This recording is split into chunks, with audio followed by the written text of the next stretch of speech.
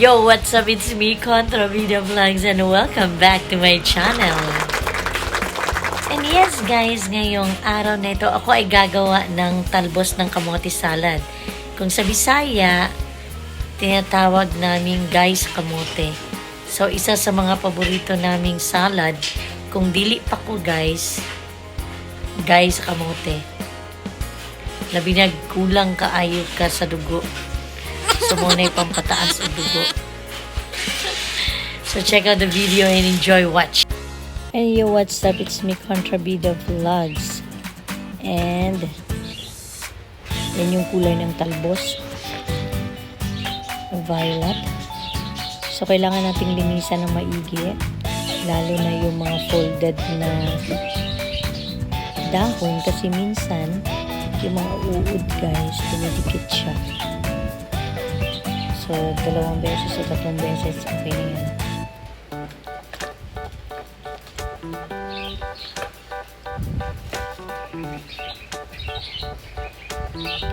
So, pagkatapos, kailangan nating magpainit ng tubig. At pag kumulo na siya, dyan natin ilalagay yung talbos ng kamote within 5 to 7 minutes. Ayan, kung nagtataka kayo guys, yung mga dahon niya, may mga butas-butas. Yan yung ibig sabihin guys na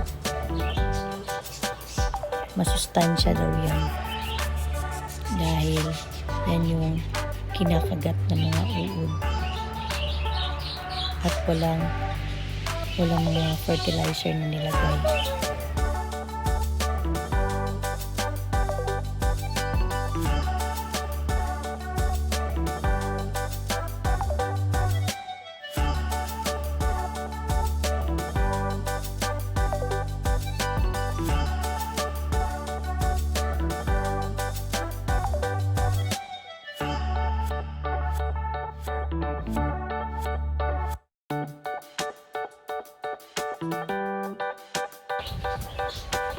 So, medyo luto na yung talbos ng kamote.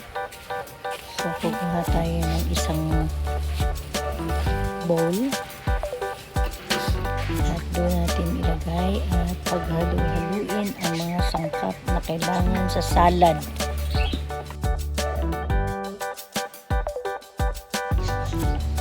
Yung sabaw niya guys, pwede yung ipainom. Kung sino yung mga kulang sa dugo. Ayan, kamati, sibuyas at luya ang kailangan para sumarap ang ating salad. Woo!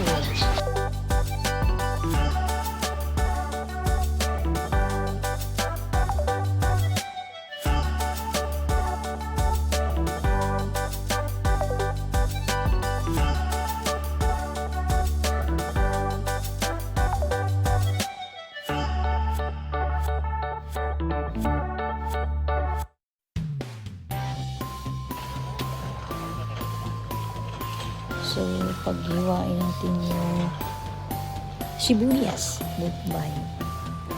So, gaya ng sabi ko guys, ayan, kung takot kayong umiyak, dahil takot kayong pagtripan,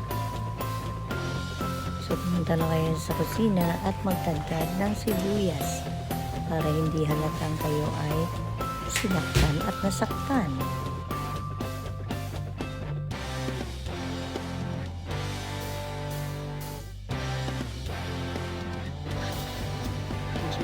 So, ayan, luya. Ang daming benefits ng luya, guys, sa ating katawan. Kaya, kung kami magsasalad, lagi namin dinadamihan ang luya. Nguyain.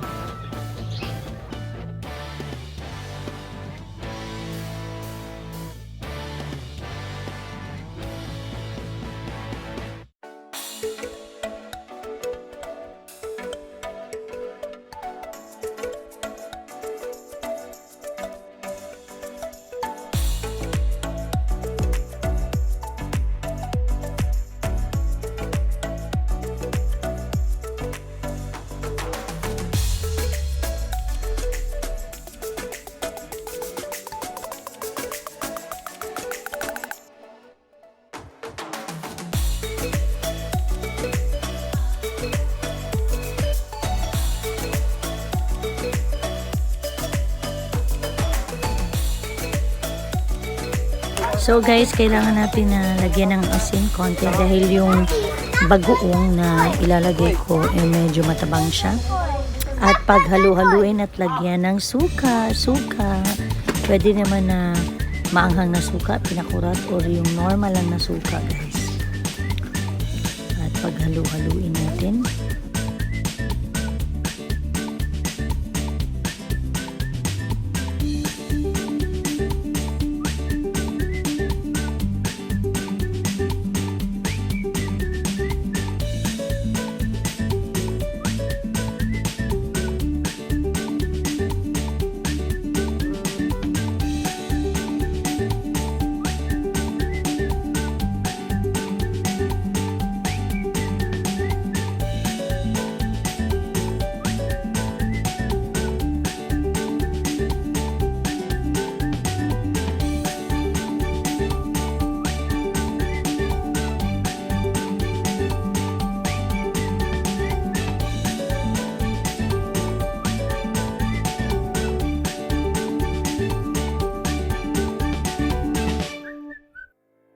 and yes guys, ayan, tapos na ang ating talbos ng kamote salad. So let's eat. Itadakimasu.